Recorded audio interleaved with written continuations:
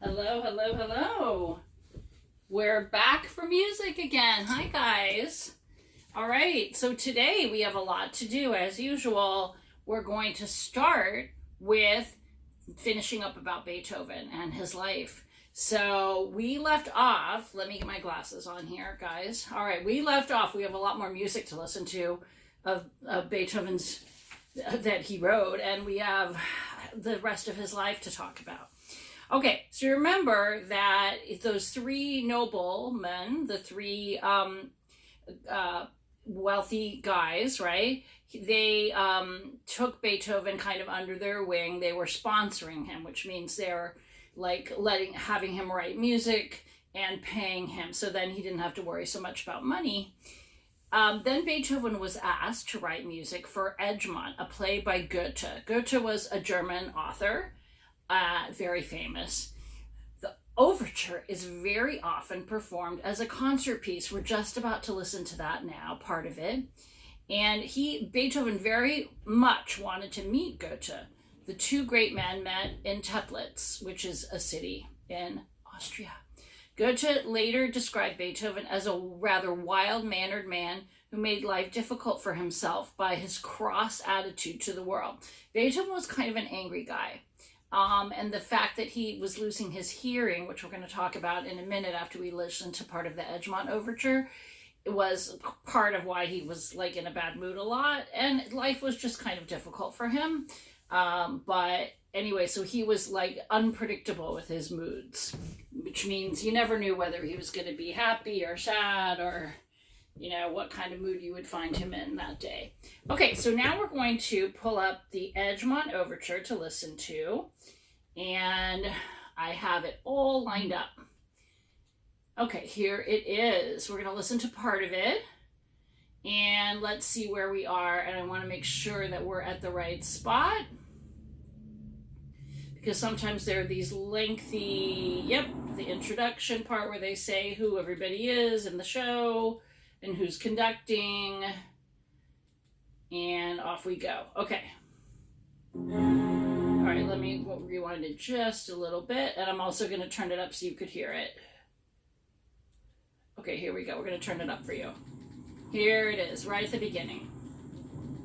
Egmont Overture. The whole symphony orchestra, right? Strings, brass, woodwinds, percussion. It's very serious.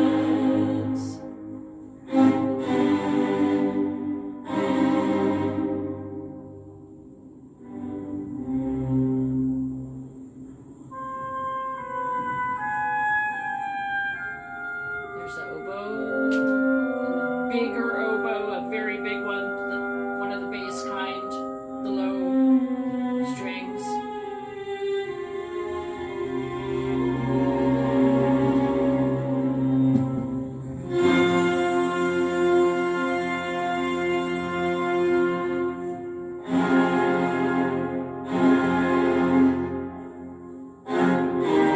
It's a serious part.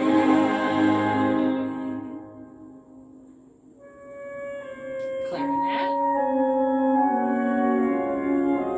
Flute. You hear it? Good.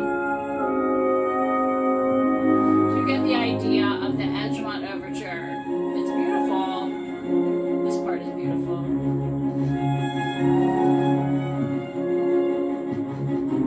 Okay, good. Now I want to actually play a piano piece of Beethoven for you that I did not play yet, that if you're even taking for like 1 or 2 years of piano, you would be able to play it. It's a pretty easy song. Let me go back to the search bar, up and down, and it's called the Minuet in G. All right, you're going to listen to it now, okay? It's very pretty, and it's very famous. One of his most famous piano.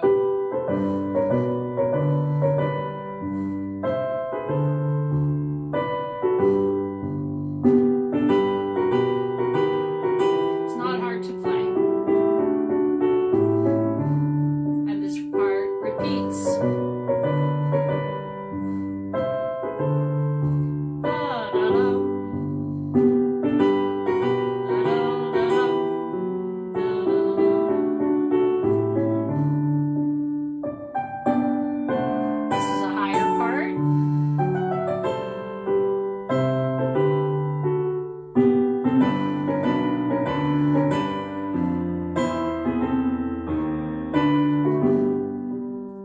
idea of that. That part also repeats. It's very pretty.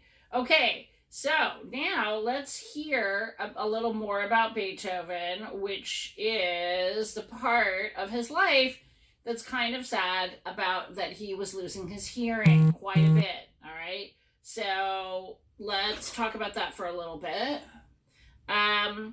He wrote a letter to a friend in Bonn, which, remember, Bonn was in Germany, and that's where Beethoven was born, right? About a terrible secret he had for some time. He knew that he was losing his hearing. He was becoming deaf. For some time, he had spells of fever and stomach pains. And if you're a young man, like in your 20s, you're not expecting to become deaf, right? It's kind of unusual. But he had this illness that like caused him to lose his hearing.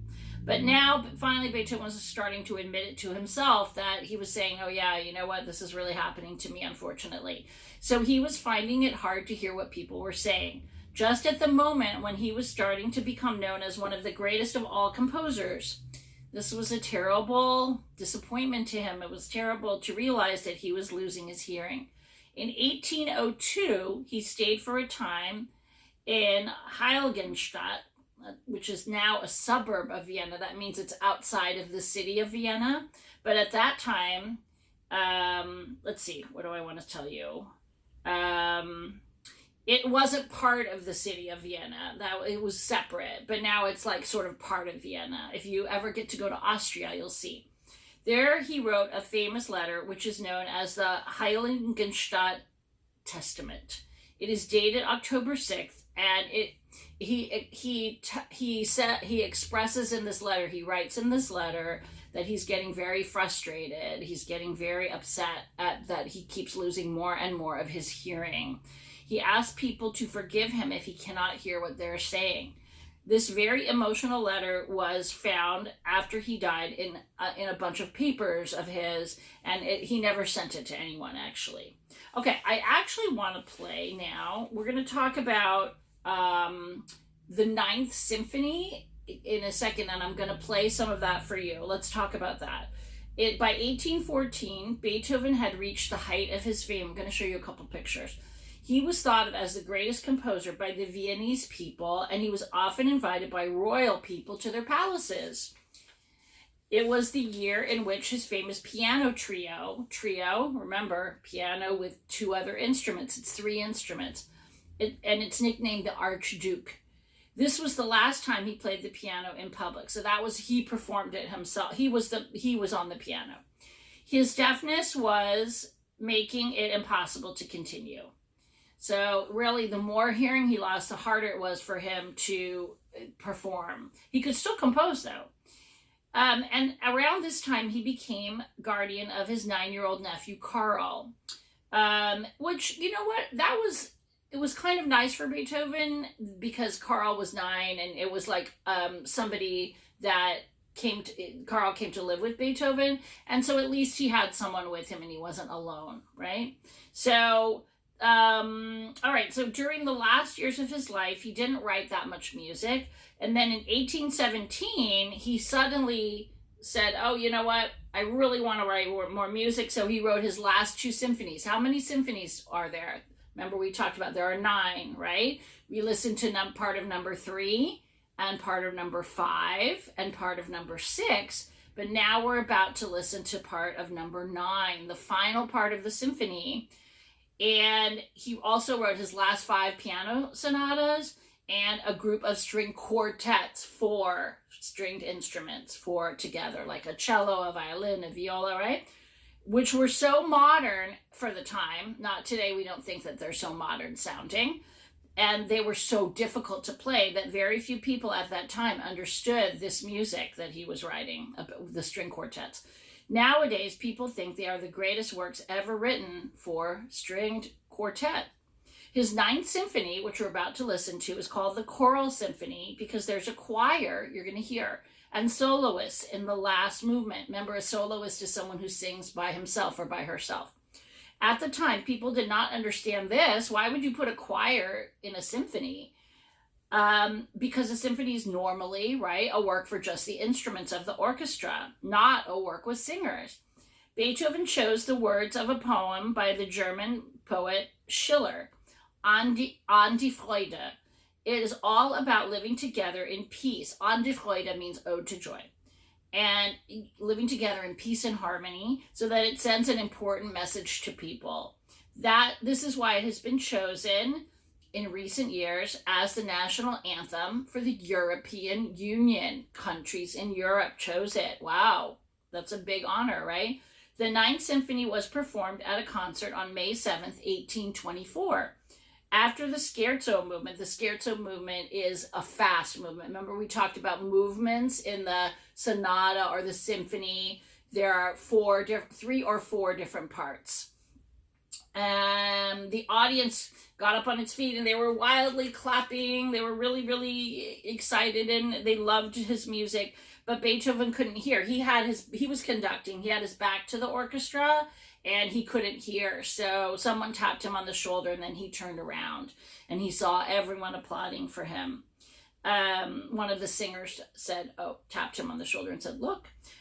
Okay, so let's listen to that final part of the Ninth Symphony where the choir is singing, okay?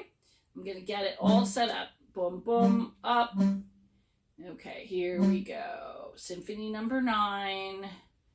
The final part. Let's see if I can bring it up. Okay, I had it all set up for you. And then it went away. What happened? Here we go. Okay, I want to get it to the final. The ad. Sorry, guys. Always dealing with the ads is annoying. Okay, here we go. All right, let's go forward to where the singers come in. I'm going to go forward. I had this all set up, and then it rebooted itself. Okay, hang on. Okay, let me get it to the part that I wanted you to listen to. I'm so sorry that it's taking a second. Okay, let's see.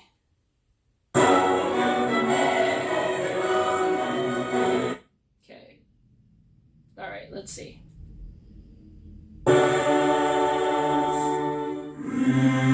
Okay, move. I'm sorry, guys. I really am. I had it all set up. Okay. This is the orchestra part. All the violins and cellos are playing this part. And the double bass that you have to stand up and play. Okay. Now we're going to see if we can find the choir part. All right. Here we go.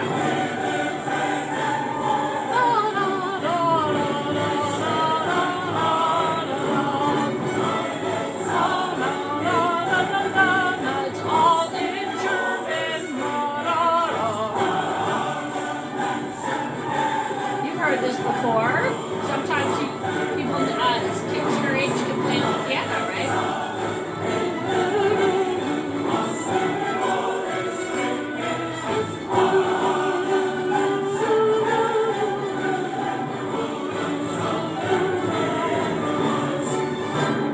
It's a huge choir. Huge. Many men and women. All right, so that was the famous Ode to Joy that we were talking about. All right, so Beethoven died on March 26, 1827. He was not that old when he died, right? About 20,000 people came onto the streets for his funeral. So they had a procession going down the street. 20,000 people is a lot of people, guys, right? All right, so we are going to now have a little time for the listening game. Here we go. You know a lot of different intervals. What's an interval again? An interval is the space between 2 notes. Okay, well, we know now second, beep, beep, beep, sounds bad, really close smushed together. We know fifth, twinkle, twinkle. We know octave, 1 note and a matching note higher. C to C or B to B. Okay, and we also know fourth. Or here comes the bride. Okay, so now let's go over the 4 that we know, okay? And next time we get together, we're going to add the 7th, which is a good one because it's also easy, luckily, okay? 2nd and 7th, okay, are easy ones. So let's close our eyes. All right, everybody close your eyes except me because I have to play. I'm going to do it separately and then together, okay? All right, you may open your eyes now. What do you think? I'll give you your choices, okay? Let's go in order. 2nd, 4th, 5th, or octave. You have 4 choices. What do you think? Did you say octave? Very good listening. And if you didn't get it right, it's okay. We have many more chances coming up. All right, close your eyes again. I'm going to repeat it.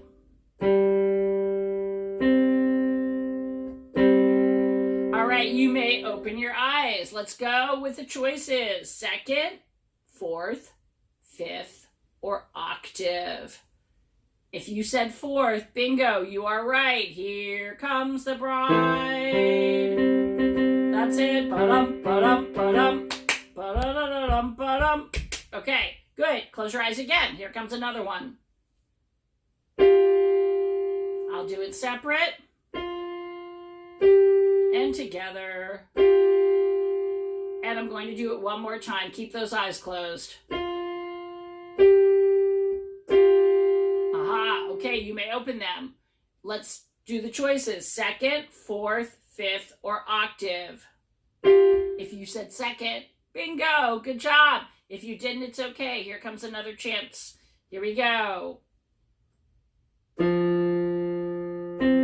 Separate, together. Let's do it again. Keep those peepers closed. Okay, you may open.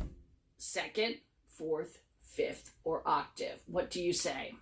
If you said 5th, good, 100%. The beginning of Twinkle Twinkle, good. All right, close your eyes again. Here we go.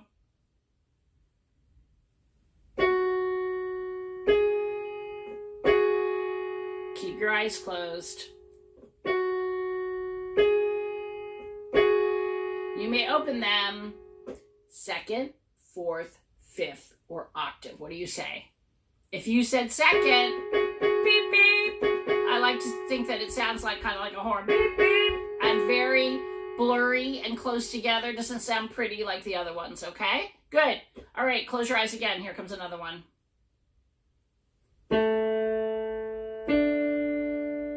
That's separate and together. I'm going to do it again. Okay, open your eyes.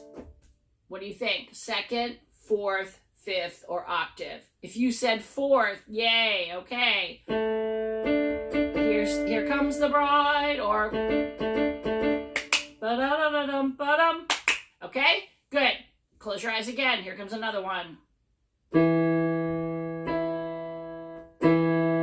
I'm going to do it again, separate and then together.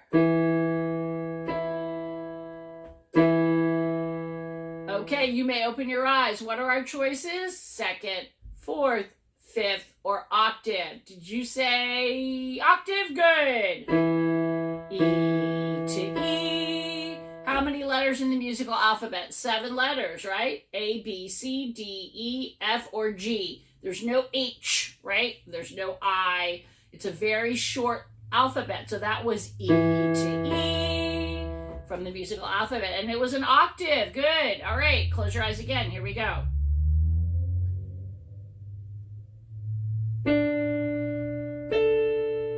Separate and together.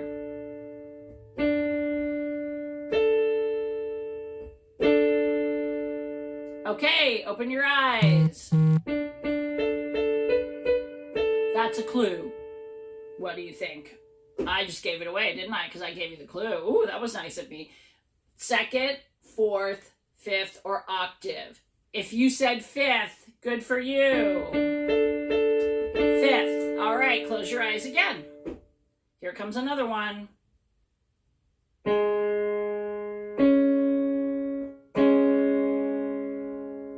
I'm going to do it again, separate and together. You may open your eyes. I gave you another clue. Okay. What do you think? Second, fourth, fifth, or octave? Did you say fourth? It's nice. Yeah, it's good to have a clue, right? Fourth. Here comes the bride, or bum, ba-dum, ba-dum. Whichever song you know the best, okay? Now, let's do another one. Here we go.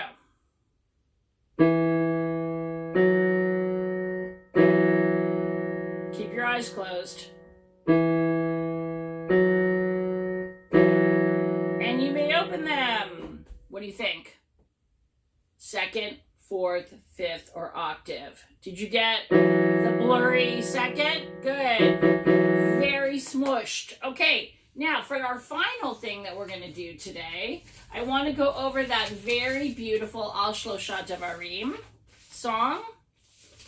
And it is wonderful for this time of year because it's from Pirkei Avot.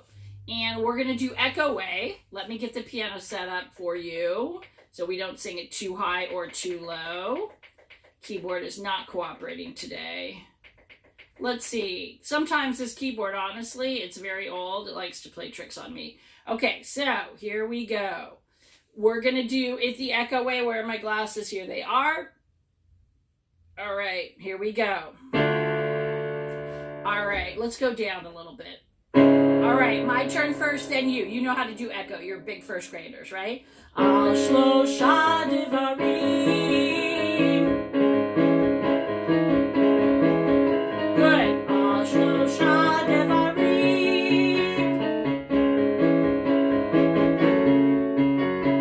Al Shlosha Devarim. Leolam, Leolam, Amen. Your turn. And then we do it again. Try it with me, okay? Instead of echo for the repeat, okay? We'll go slowly. Al Shlosha Devarim. Good. Al Shlosha Devarim. Al Shlosha again. Al Shlosha Devarim. Leolam, Leolam, Omen. Right, it changes there because now we have our kind of peppy part, our fast part. All right, echo time. Al HaTorah. The Al HaAvodah. The Al Gmilut Chasadim.